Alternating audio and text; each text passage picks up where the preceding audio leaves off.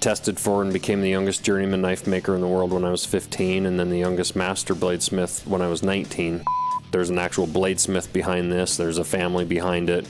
We're trying to build it the right way, and it's all American made. It's like the guy that you meet at the bar that's just got giant arms, giant muscles. It's just all show. And then you get the farm kid that's super tough, and, you know, the other guy starts mouthing off to him. He just gets worked by the guy that's maybe not quite as impressive looking, you know. And behind you here, we've got my Anvil. The cool thing about this Anvil, this was my grandfather's Anvil, actually. He was a farrier in World War II. He shoot horses for the cavalry for the 10th Mountain Division in the Army. And he was in the Alps in France during the war. So when I started making knives as a kid, we went down to the old family ranch, and we found his anvil and tongs and whatnot back in the barn. And so I've been using that since I was a kid. And I mean, he died before I even made knives. I was like 8. So I didn't really know him, but it's cool to have that piece of history.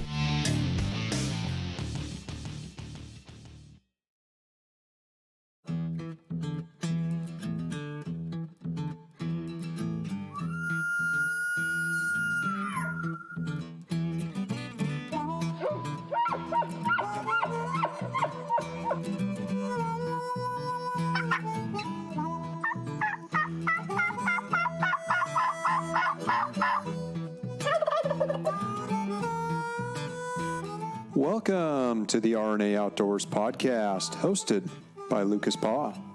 Our purpose is to help educate and inspire within you a renowned passion for the outdoors.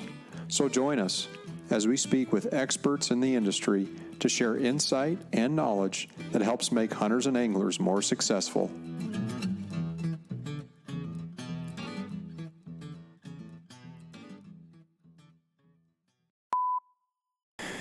All right, coming to you from Frenchtown, Montana. We are here at Montana Knife Company, and I got my sidekick bro Harley here, and we're here at the shop of Mr. Josh Smith, who is the owner of the Montana Knife Company, and excited to be here. It's between Christmas and New Year's, so a good time to kind of sit back and talk a little bit about the company, talk about hunting hopefully, and talk about kind of some of the things that Josh has coming down the pike for 2021. So anyway, Josh, want to welcome you to the show. Thanks for coming on. Yeah, thanks. I appreciate you guys coming out here. It's great to have you. Yeah, it's cool. Last time I was in Frenchtown, I think I told Harley it was state golf in 2000 at King Ranch playing golf. So I think that was the last time. We actually drove by the golf course coming in. So yeah. Well, you got a net set up. You can hit some balls in the knife shop for old time's sake. Yeah. Harley's probably more interested in doing that than me, but yeah. So anyway, so maybe Josh, just maybe give a little history about you, maybe talk a little bit about kind of the knife company, the inception, where it started, and I guess kind of where things are at now. Yeah, sure. No, I started making custom knives when I got into it back when I was 11 years old. Started learning from my Little League baseball coach back then, and just kind of took to it pretty serious right off the bat. And I tested for and became the youngest journeyman knife maker in the world when I was 15, and then the youngest Master Bladesmith when I was 19. And so I was kind of, pretty serious into it right off the bat. And for years, I've been doing the custom knife thing. And, quite honestly, over the years, my custom knives are fairly kind of high priced and a bit expensive, more kind of collector type stuff. And I'm always getting people asking me to build, a hunting knife for their kid or for themselves or whatever. But, sometimes the price of those, even my custom hunting knives, are a little bit high for your average guy for use, which I totally understand. So I've had this dream of having a production knife company that I could also then have my kids help kind of work in and build a family business. So, why not a pandemic year to choose to start a new business, Yeah.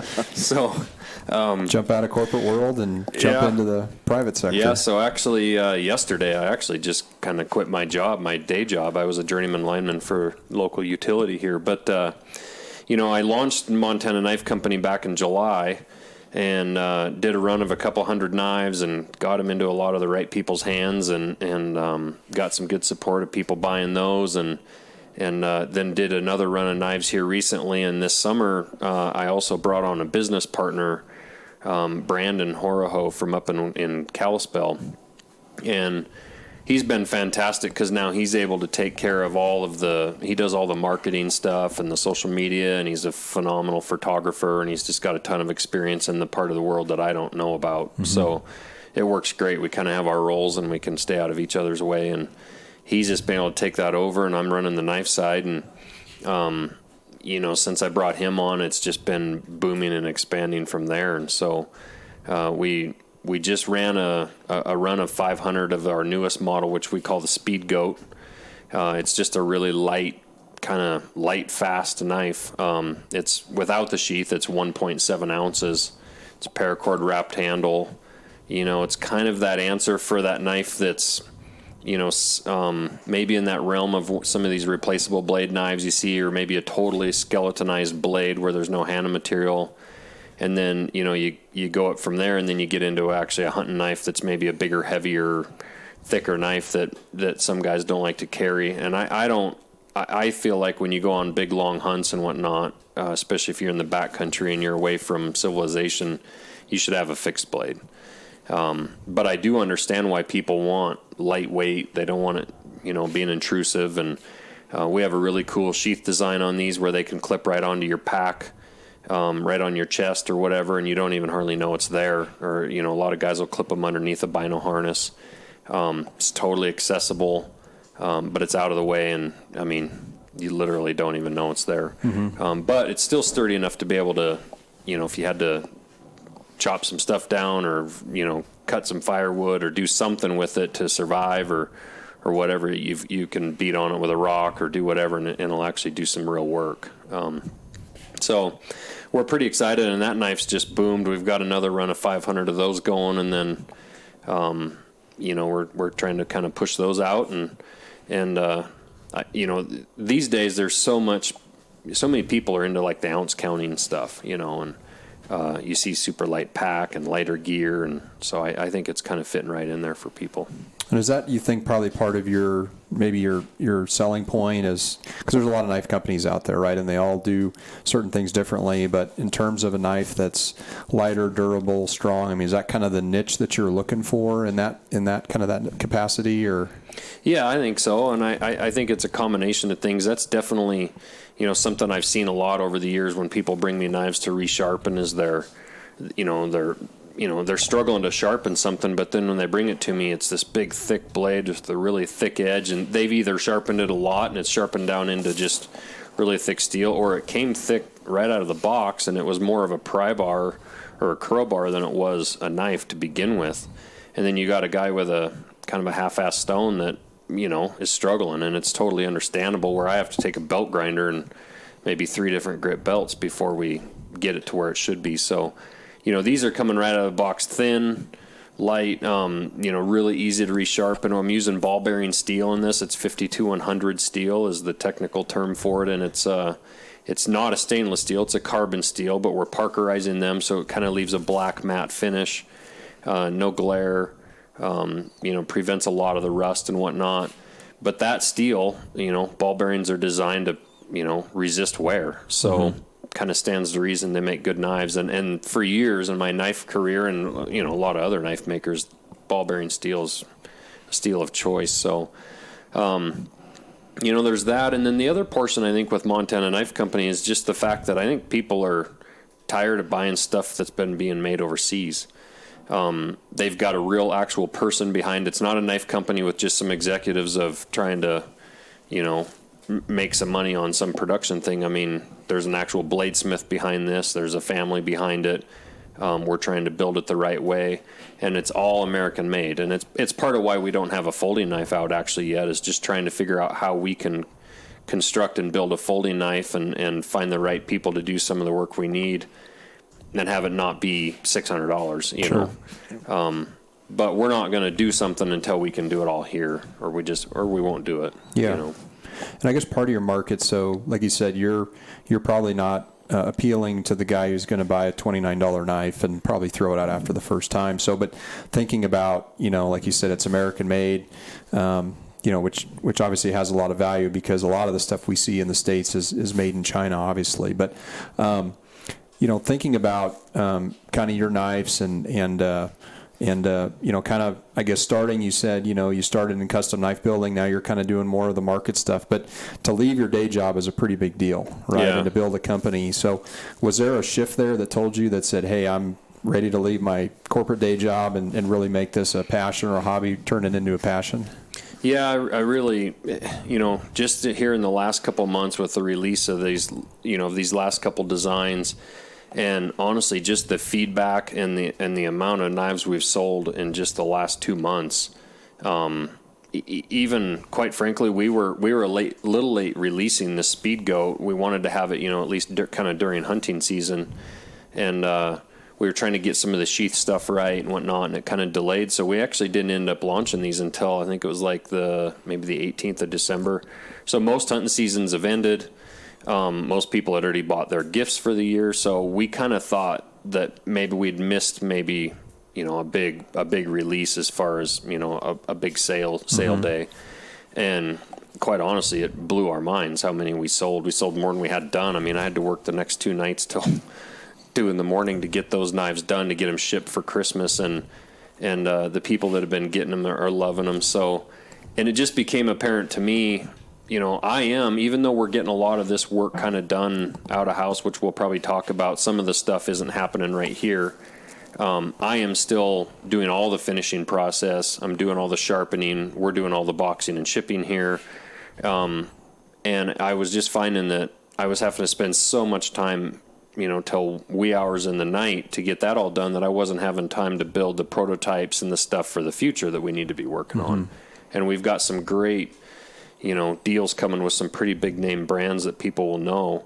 And they're wanting prototypes and they're wanting stuff to happen. And I just needed the time to do it. And quite honestly, it's kind of one of those deals where it's like, if you're going to make a company go, there becomes a point where it's like, we either got to forget about it or we need to commit. And it's just time to go. Yeah. Well, like you say, you work all day, come home and try to do this at nights and weekends. It's just probably not enough time to get that to the point where you want it to be. So absolutely. And you kind of hit on a little bit as far as like the $29 knife. I mean, definitely our MKC knives aren't going to be the cheapest knife on the rack, and maybe down the road you'll find them in a Cabela's or a Sportsman's Warehouse or something like that, but for right now they're not there.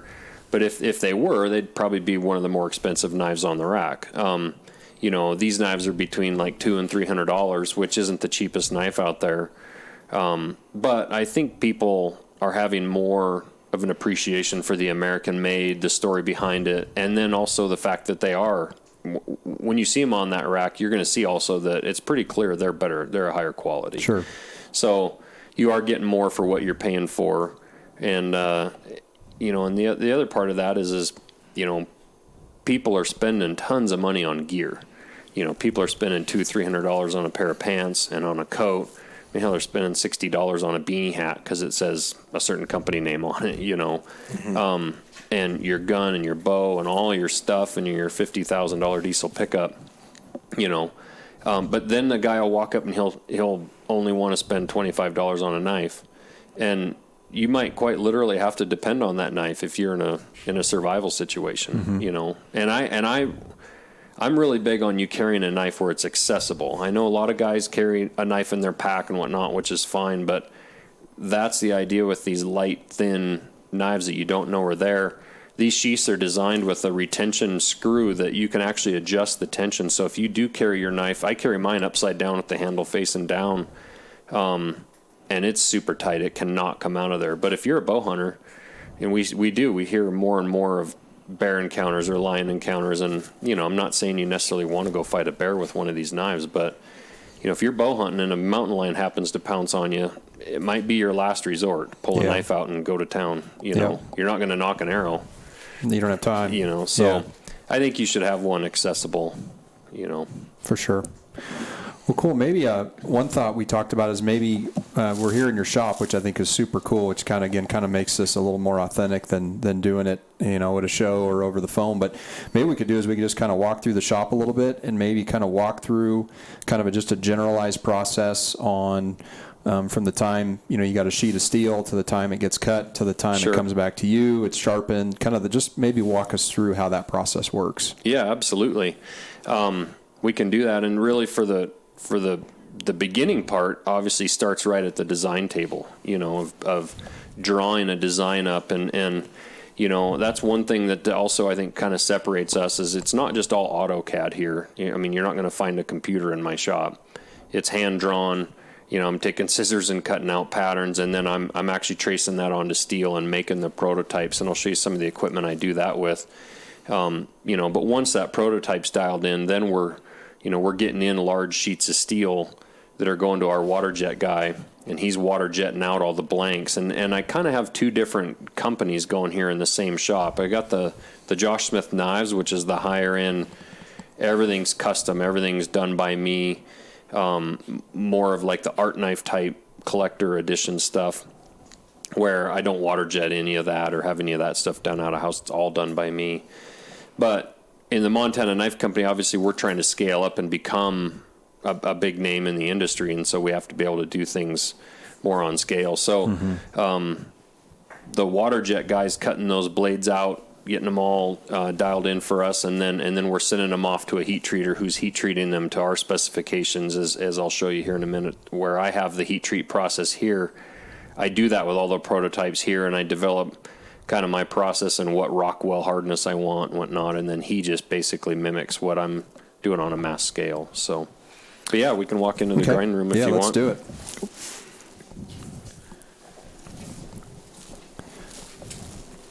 So in here, I've got a couple belt grinders in here, really nice machines where when I'm doing my prototypes, I can, I've got a template and lines scribed out on a piece of steel, and I'll actually grind and cut the steel away to where, we end up with kind of a finished profile. And then from that point, we're grinding the edge down, starting to thin it out and kind of start working on getting some edge geometry. But before we actually get that finished geometry, we go into kind of the heat treating process.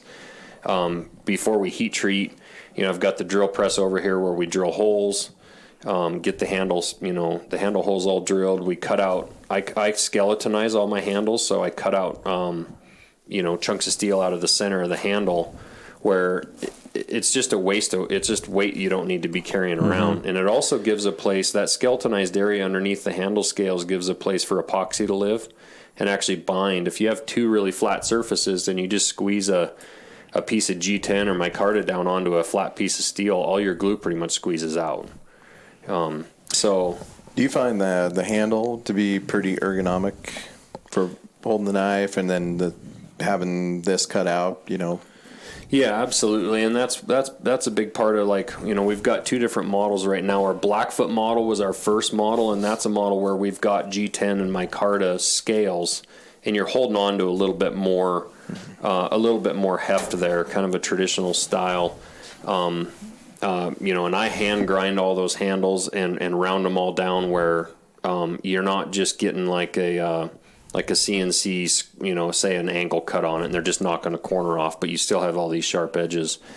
I don't think people need to be getting blisters when they're using a knife, especially if you're doing a lot of work, and we're trying to target a lot of the outfitters and the guides and the people who might literally be working on 4 or 5 deer in a night, or 2 or 3 elk. That's a lot of work. Yeah. For sure. So the speed goats have a paracord handle on them where they're wrapped, and I see a lot of these skeletonized blades that some companies are selling, and there's nothing on them. And there again, if you're going to do much work, if it's just that steel skeletonized part with nothing over it, you're going to be getting some blisters where, the paracord gives you a little bit of something to hang on to. Yeah, better dexterity, and especially when, like you say, you're working on animal, your hands are bloody, the knife gets bloody. Some of these, like say the interchangeable blades that have scalpel quality, blades on them, I mean, they're so sharp. I mean, they could cut you and you wouldn't even know that it cut you, and so. Absolutely. And the paracord, one drawback is, it'll get bloody or whatever, and you can wash it out and get it clean as best as you can. But, we offer free sharpening for life with our knives. And I think it's for like $15 or something. If you send it back in to sharpen, for like $15 or we'll rewrap it with a piece of paracord, or you can just order a piece of paracord right off of our site and we'll send it to you. And we have a wrapping video on how to rewrap it yourself. And cool. I mean, really, it's simple. You just follow the little deal, and maybe next year you want to rewrap it with a green handle. The year after it's an orange one, or it's kind of cool. You can kind of change up the look of your knife just for the heck of it. You know? So on the sharpening piece, we're looking at two kind of belt sander grinders here. Mm-hmm. Maybe just kind of walk us through the process. I'm assuming you use different grits of sandpaper or sharpening to sharpen the knives, and then kind of, I don't know if you do more honing on one or kind of how that process works. Yeah, if people can kind of picture, I've got a wall behind my grinders, and I've got probably 10 different grits of belts hanging on the wall for different purposes. And, the really rough ones are obviously for hogging away material when we're actually profiling blades. But for the sharpening, I'll put on a 120 grit belt, and I'll just kind of establish the angle and get through. The blade at that point is about 10 thousandths thick at the edge, and so if you were to go to a stone, you could get that sharp, but it would just take you a while. Sure. That 120 grit belt, I can literally take one pass on each side. I've set an angle. I've now got an edge that's somewhat sharp, but it's too rough at that point. That belt will then get changed out to like a 60 micron belt, which is like the equivalent of somewhere around 400 grit, and I'll put a final edge on it with that belt. And then I actually go, if you've seen guys, a lot of times with razor blades or even knives and whatnot, people will leather strop them. I've got a leather belt that can run on my grinder real slow, and I'll run that backwards on that blade where it runs down across that edge, and it just puts a light strop on that edge, and it just kind of really aligns the if you look under a microscope, that edge will actually almost look like a saw. You'll have little teeth. And when it comes off the belt, some of those little teeth might be kind of laid over one way or another. That leather belt will kind of take off some of that loose stuff that's on there. And we're talking on a pretty microscopic level. And then it'll kind of align everything else. And I actually am not putting on an edge that's really super, super smooth like you might have in maybe a chef's knife. For a hunting knife in general, I would actually prefer under a microscope for that edge to kind of look like a saw. When you're going through meat and hair and stuff, you want that edge to rip. A really highly polished, say, razor blade type edge that you might shave your face with is just going to kind of slide right across the top of hair. Hair's rough on an edge, and it can really kill it. Now, if you've got all those little micro teeth, it's an edge that as you run your fingers down that edge, it almost feels like it wants to bite you. But it may not actually be the most impressive hair shaving edge on your arm. It's kind of interesting. It might not necessarily want to shave crazy good, but it'll want to bite in and cut your skin.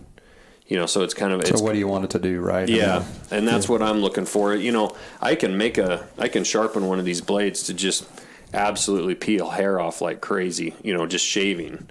But I would prefer it be more impressive out in the field, and that's part of where that wear resistance with that 5200 steel, those teeth, the reason an edge like that gets dull is those teeth start to wear off, right, and they get kind of smoothed off, and you get this smooth edge. I want those teeth to hang on there. Well, you get kind of a nice sized tooth to that edge, and you get that wear resistance of that steel, and that tooth hangs on there for a long time and just keeps ripping and keeps ripping. Gotcha.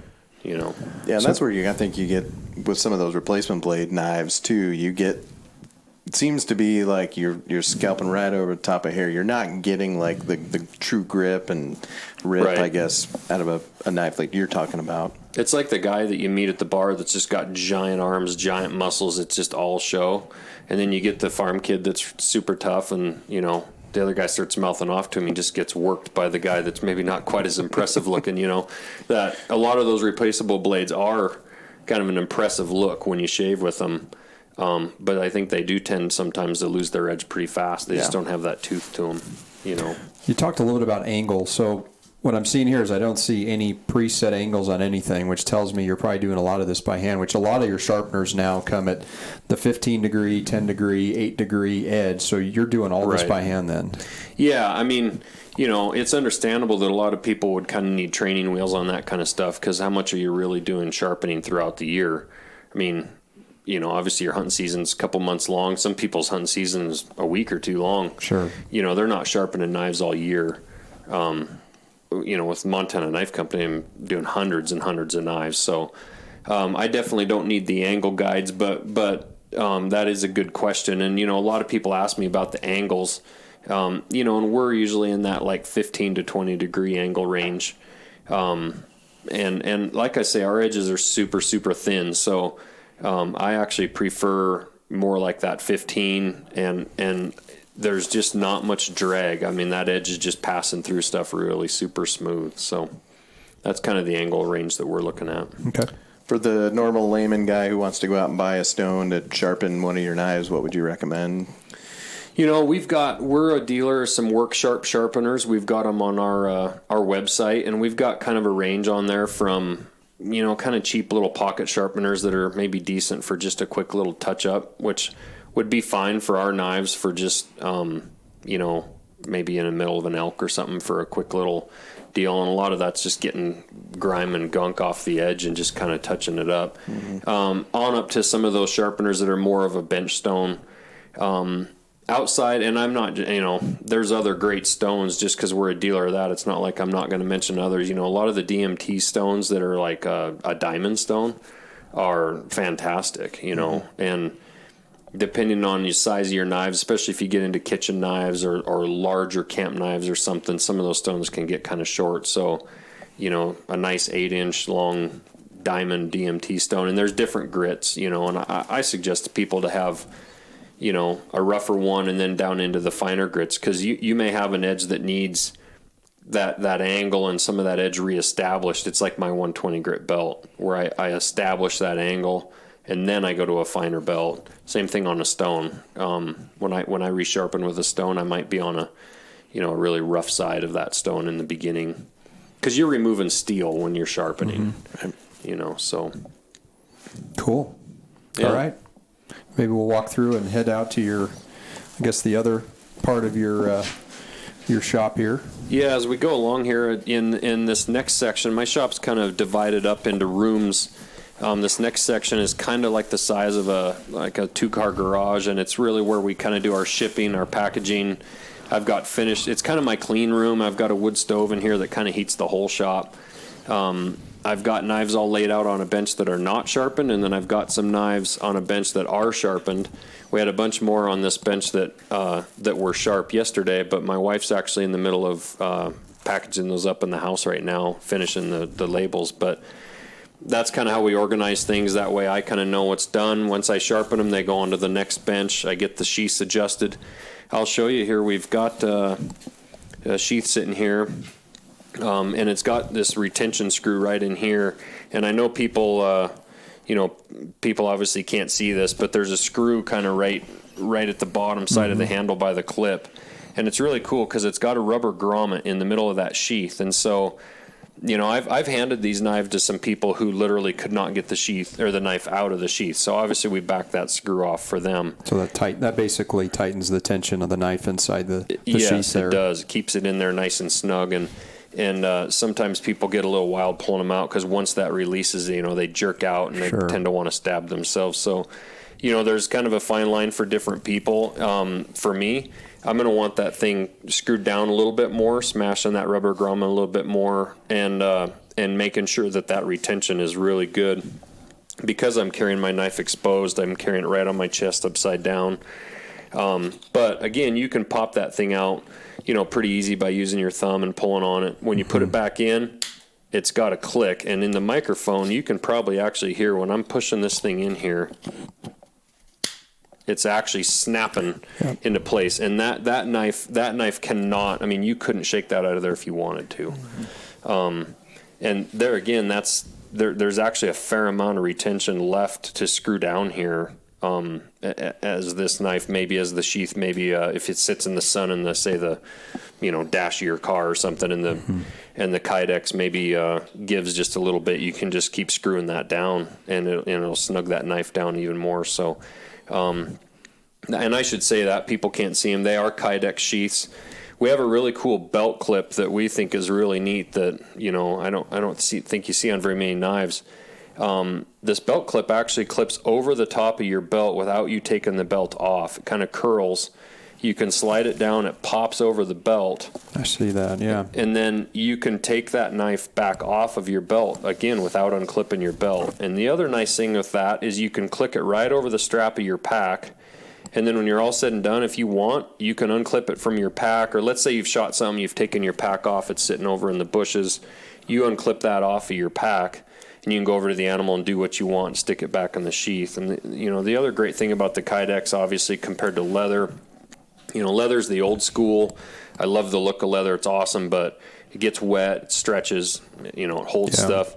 You can stick this sheath in the dishwasher when you get home, clean it out or soak it in water or whatever. Yeah, they're durable, they're light, which kind of adds to that kind of light theme and that you're going for with the knife too. So. And we've tried to kind of think of everything. I mean, this clip can also, just 2 screws come out of it. It can turn 90 degrees. So, you can decide to have the option if you want to remount it 90 degrees, where you can now carry that knife horizontal or vertical on your belt. Same thing on your pack strap. With the way that clip is, you can literally, like when I was fishing last summer on our drift boat, I just clipped it right over the plastic. There was like a plastic liner piece. I don't even know what it was to really, but it was right there next to me. I just clipped it over to that, and it was right on the boat, right next to me. Or if you're on a raft, you could clip it over a rope or anything and just have it available to where once you need it, you just reach over and pull out of the sheath and use it. Clips on your visor of your truck. I got a rancher friend that carries it right on his visor, and when he's popping bail strings, he just reaches up on the visor and grabs it, throws it on his belt, and then he takes it back off and leaves it in his truck. So, it's just different ways you can do stuff with it, So with other prototypes of knives that you're coming out with, you'll redesign the sheath, I take it, for those types of knives as well, or? Yeah, we will, and quite honestly, like the Blackfoot that'll be coming out in February again, when we're restocked on those models, it'll have pretty much the same all set up on the sheath. It'll just be molded for that blade. And same thing really with knives in the future. Until we see that there's a reason that we need to change something, because we've already changed from the first time we had our Blackfoots out this fall to now we've changed our sheaths up quite a bit and upgraded them a lot. So, if somebody comes to us with an idea or maybe a different sheath vendor has a better idea, like we're not married to any of the ideas we have. I mean, we just want to have the best thing possible, All your fixed blades come with a Kydex sheath then? Is that pretty standard? Okay. Yeah. Yep, they do. Cool. So very cool. Yeah. Okay. Maybe we can work into more your, I would maybe call it more your custom shop then, where you do more your custom work and we walk over forging and walk over into this next room. This pretty good sized room here. It's got tall ceilings, and I don't know if people will be able to tell in the microphone. It's a little more echoey in here just from the size of the room. But in this room, I've got kind of a forging setup for my custom stuff. I've got a forge here that I can light, and it would actually be kind of fun. We might be able to light it. They might be able to hear the rumble on the mics, but I've got a forge that when I light this thing, it'll be 2,000 degrees in 5 minutes, maybe 7 minutes. I mean, it gets really hot really fast, and I can put a big piece of steel in there, or a billet of steel. I make Damascus steel, and it's layers and layers of steel that I forge together. And so I'll put a bar of steel in there that might weigh, 7, 8, 9 pounds. And I'll heat that up to 2,400 degrees. And when I come out of there, I come over into a machine here that's called a hydraulic press. And I'll squeeze that steel down, and I'll draw that steel out. And when you squeeze all those layers at that temperature, all those layers forge weld to each other, and they become a solid bar of steel. And, that was a technique. Some people might kind of think about like the samurai swords back in the day. They would fold that steel over and fold it over, and they'd keep hammering on it. And back then they actually thought that the more they folded it, the stronger they got. That's kind of some folklore and some myth. I mean, we figured out later on with metallurgy that it's really still just the same steel. But it made really cool lines and layers and whatnot, and you get a lot of really neat designs, which is neat. So Damascus isn't necessarily better steel. It's just cool. It's pretty. It's yeah, cool. Yeah, it looks cool. Neat. Yeah. And the process, when you see it made, you can see why people, they want to pay for it. I've got a rolling mill here that you'll see in very, very few shops. A machinist built it for me. It's an incredible machine. I can roll steel through it, and it helps me. It helps me thin the steel out. I roll it out. It makes it really long, and it makes it really smooth, so I can work down to tighter tolerances and have less waste. And when my steel comes through there, it actually looks more like maybe what you'd see coming out of a mill, even though it's kind of hand-forged steel. Okay. And behind you here, we've got my anvil. The cool thing about this anvil, this was my grandfather's anvil, actually. He was a farrier in World War II. He shoot horses for the cavalry for the 10th Mountain Division in the Army.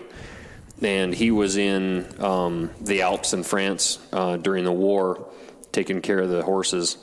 So when I started making knives as a kid, we went down to the old family ranch, and we found his anvil and tongs and whatnot back in the barn. And so Wow. I've been using that since I was a kid. And I mean, he died before I even made knives. I was like 8. So Gotcha. I didn't really know him, but it's cool to have that piece of history.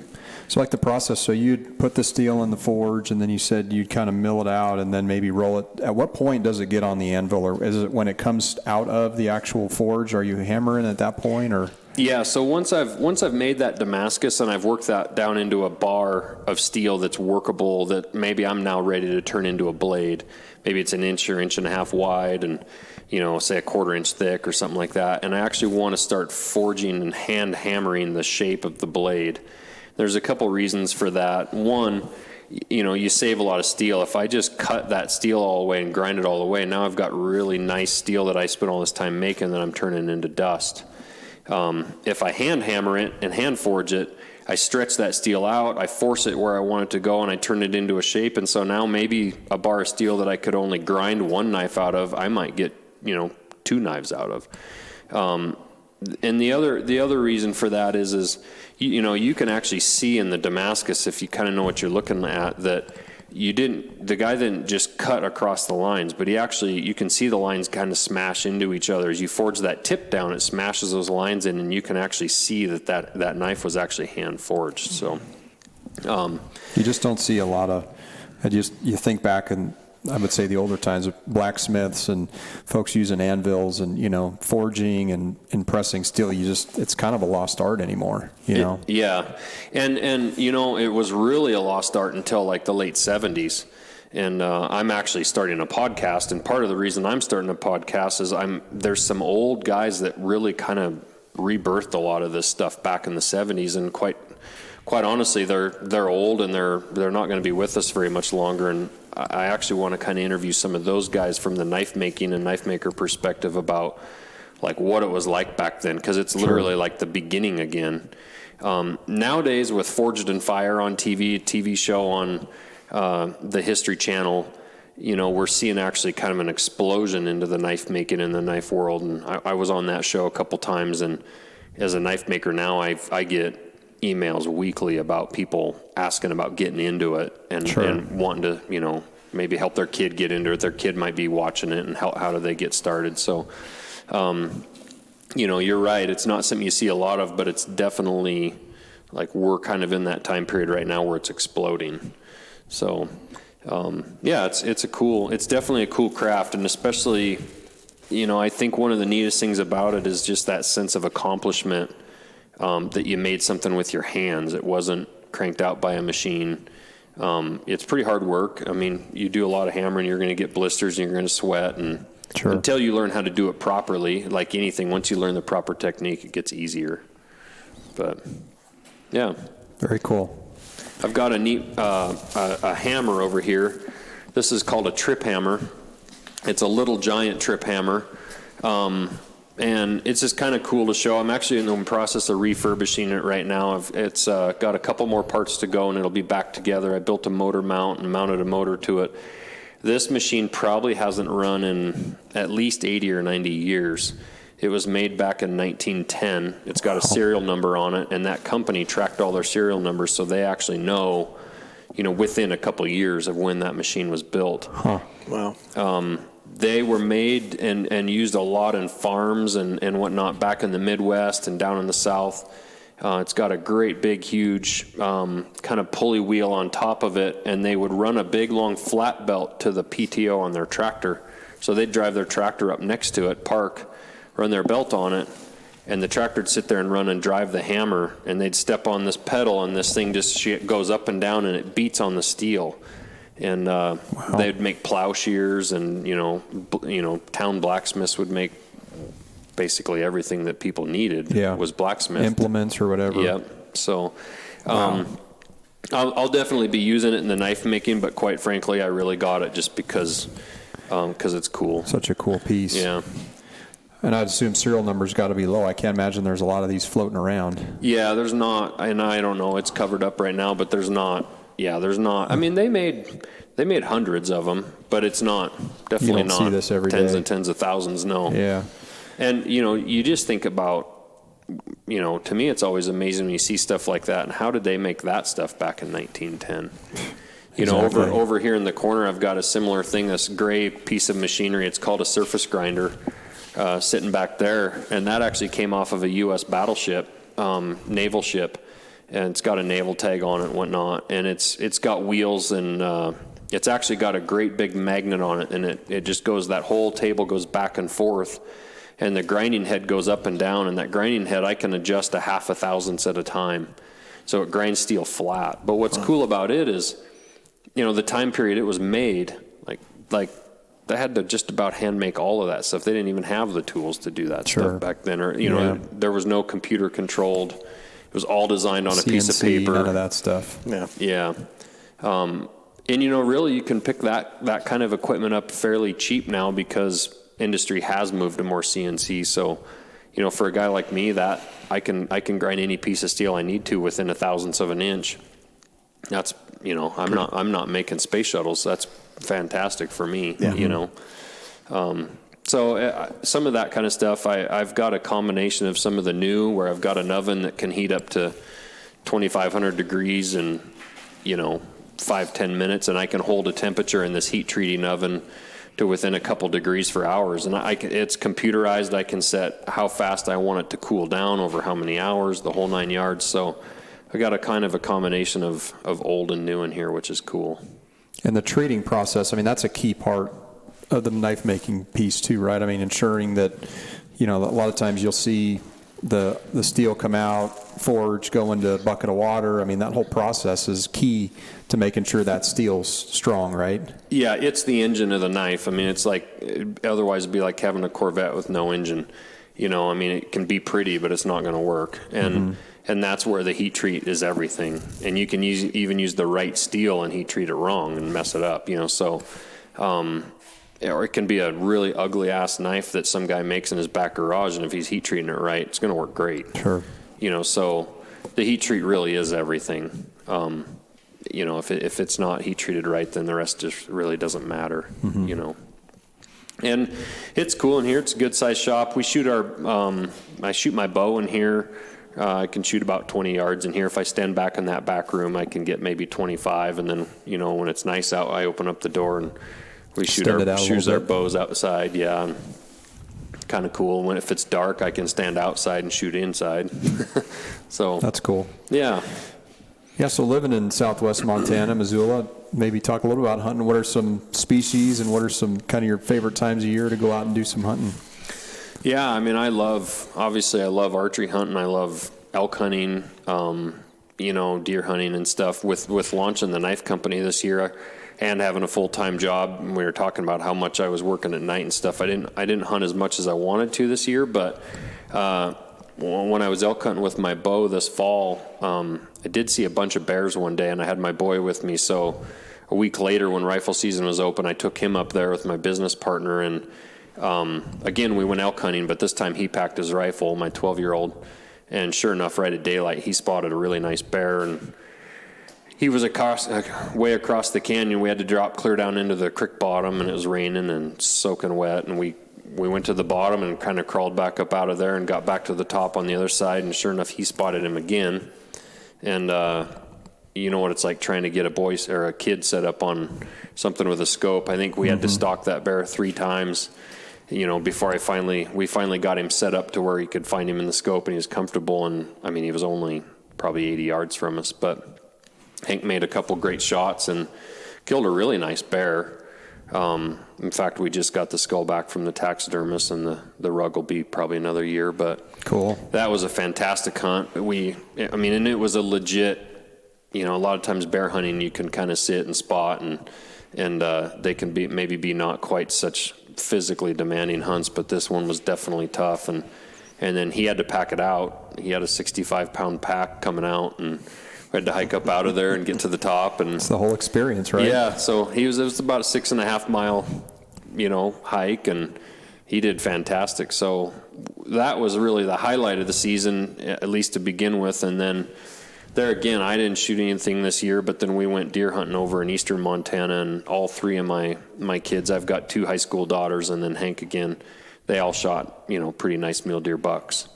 So honestly, I'm kind of at that stage in life. I mean, yeah, I like shooting stuff, but if my kids can shoot stuff, yeah, I'm pretty happy, Now, there's definitely that sense of accomplishment. I mean, one being behind the trigger, behind the scope, but seeing someone else do it, sometimes is just as, for me, with this year, we took Harley's boys out and they've shot their first bucks this year. So just being there for that experience, I think is, for me, more exhilarating than being behind the trigger, Oh, 100%. And watching them, like with that bear, and I've got video of it on my Instagram. It's awesome. But I mean, he stayed super calm. He did everything he needed to do. We kept making our pursuit. He kept staying calm. He made the right shots. And then when I finally said, that bear finally, started rolling around and was done, I looked at him and gave him a fist pump, and I was like, you did it. And then he immediately went into just full body shakes. I mean, his uncontrollable, his leg was shaking, and he was just like, couldn't hardly stand, literally. And, but it's just cool to watch your kids, stay composed and do what they're supposed to do and not lose it. You get a lot of pride out of that. And same with my girls. I mean, they've always done really great. And then once the job's done, then it's time to get excited. But, then the knives come out, right? Yeah, exactly. Then the work starts. Exactly. Actually, a funny story about that. When we shot one of the mule deer, my daughter Sadie's, same thing with her. We had to pack it out, and my rule is if you shoot the animal, you have to have the heaviest pack.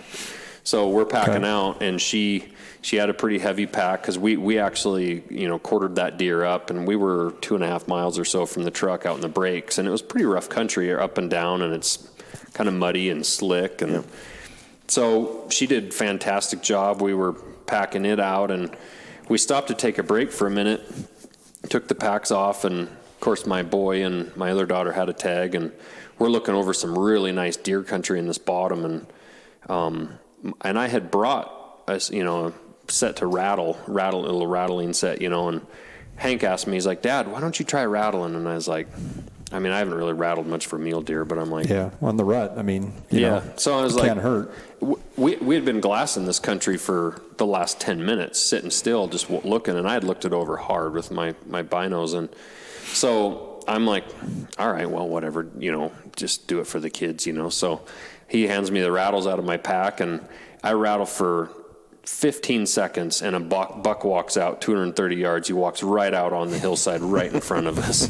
So we got Hank all set up, and Hank shot him. Made a great shot. Yeah, that's cool. So then it was like, holy crap, now we got to get to work. So then we hustled Sadie's deer to the truck, and luckily his deer was only probably a half a mile, but we got back to his deer, and we actually just cut it in half, and 2 of us on each half, and we got it out. Well, we got there, and I was cutting the legs off, kind of trimming things up a bit, and I was in a hurry and doing my thing with the knife, and had Hank holding the leg, and I'm trying to cut through the one joint, and it went great, just slipped it right off. And then the next one, I think my edge was hung up a little bit on some cartilage, and I kind of got after it a little bit, and I mean, it was slow motion right as I did it. I came through, and I just went right across the top of his hand. And he jerked back, and I was immediately, I'm like, let me see it. Yeah. And he sticks it out, and it's just filleted. So I was like, we immediately just put a bunch of pressure on it, wrapped it up in electrical tape, and I had some like clotting gauze in my pack, and wrapped it up. Well, we're 60 miles from Jordan in the middle of nowhere, and so no cell phone service, and I didn't even know if they had a doctor there I knew it needed stitches, so we actually stopped at a farmhouse, and they said, oh yeah, there's a doctor there, we'll call him for you, and he'll be ready when you get there. So we nice. hit the town, got him some stitches in his hunting clothes, and then headed back to the camper and cooked. But as he said on the way to the hospital, he's like, it was his trigger hand and finger. And he's like, well, at least I already shot my deer, Dad. I don't need that finger. He was thinking. Yeah. So he hiked around and ended up watching his sister shoot a deer the next day and kind of helped, but he had a big club on his hand wrapped up. So. I think we've all had that experience, right? Trimming, cutting. I've cut my leg, cutting across. I mean, I've cut my hands multiple times. And it brings up a good point. I mean, having at least some basic first aid, right? Because, I mean, these knives are designed to, it doesn't matter what it is, it's going to cut through it, you know? So it just, again, it kind of just sends home that message that it's important to have first aid material if you know, especially if you're by yourself, you know? Absolutely. And it was a great lesson for the kids, because I told them, I said, if that would have been Sadie's deer, you know, 2.5 miles back, I mean, you know, we were luckily kind of at the truck, but I got all that stuff out of my pack. I had it with me, and you know, some clotting gauze and stuff that you can at least stuff on something, and some tape, and quite honestly, like the paracord, not to, you know, try to toot our own horn, but the paracord on that Speed Goat knife, I mean, that's something we've told people, you could tear that paracord off that knife and make it into a tourniquet in a hurry. If you had to, you know, so. No, it's things to think about, and definitely having that stuff available. But I definitely got a lot of shit from my friends about cutting my own kid with a knife, you know, knife maker, chopping his own kid. Yep. But well, cool. This has been really neat. Maybe just, you were saying, so you got a line coming out in February, so is that additional models? That's that's the Blackfoot again, but we've made a few changes to it, new sheath design. You know, it really is going to kind of look the same to the customers, a little different screws and stuff, but I mean, it's pretty much the same knife. But I am working on some prototypes right now, and I had asked people to kind of bear with us, but I'm hoping by spring, we're actually going into some chef's knife stuff, which is going to be really cool. Gives a great excuse for a guy to buy a knife and give it to your wife, even though maybe you're the one that wants to use it, you know, so do some cooking. But we're coming out with some chef's knives. We're also developing like larger skinning and some caping knives. There's a lot of really cool stuff. We just got some new hats and shirts in on our site, and actually I'll give you guys some. We've got some coffee and actually a spice where it's with our company, and it's got a really cool sketch drawing of me forging at the forge and stuff, and it's a forged fire salt that we actually just cooked on some steaks last night, and it's actually really good. Well, that's cool. Yeah, nice. We're kind of doing different stuff like that, but you know, we're small, and we're growing really fast, and we're having obviously the growing pains that some people have, where, you know, it's like we kind of ventured into it like, well, we'll see how this goes, and then all of a sudden we're seeing like, holy cow, we need to go after it because we're getting quite the demand. But hopefully by next, you know, fall, we've got 2 or 3 more models of actual like hunting style knives, and cool. Just keep building. Yeah. And so if someone was to want to get a hold of one of your knives, what's kind of the best way for them, online or give you a call, or how do you kind of do your procurement and all that?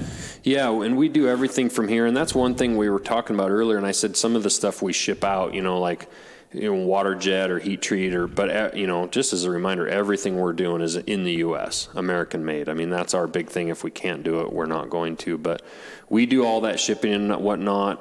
The website is montanaknifecompany.com.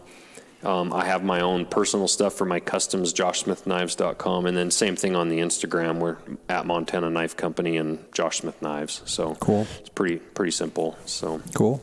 Yeah. HP, what do you think? Pretty good.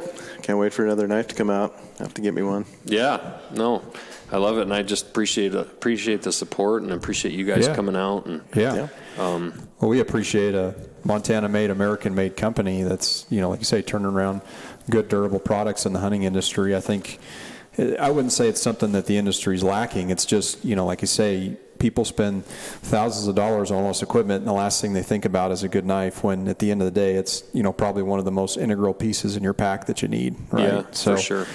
being that it's American made and especially made here in Montana, sure makes it pretty special. So yeah, well, that's I cool. appreciate that. Yeah. And being a small business too. I mean, I got a small business as well, and man, I understand the growing pains of a small business, but you know, as you pick up clients, things get bigger, and you know, the demand becomes bigger as well. But I just tell the audience, definitely take a look at you guys on Instagram. I've been following you guys.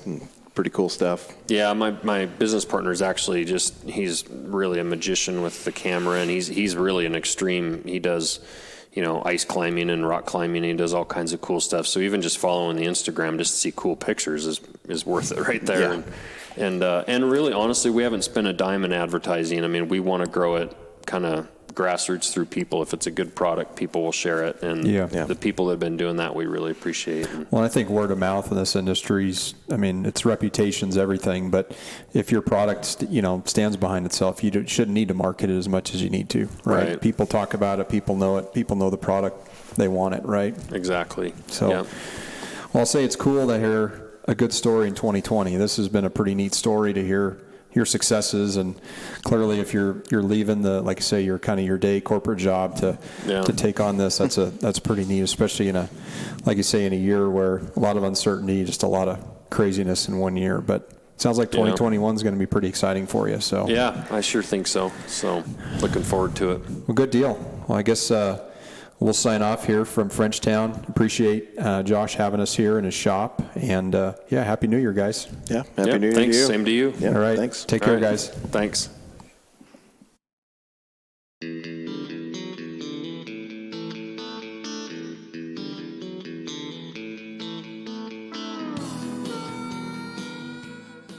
Hey, everyone.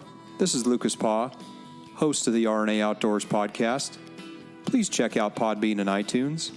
If you have an iPhone or iPad, go to the podcast app on your device, search for RNA Outdoors, and hit the purple subscribe button. When doing this, it will automatically upload when new podcasts are loaded, and they will download into your queue. For Android users, you can access the podcast through Podbean, Stitcher, or use our website, www.rnaoutdoors.com/podcast. In addition, under the RNA Outdoors podcast channel, please leave a review and a 5-star rating. These reviews help boost our popularity and outreach.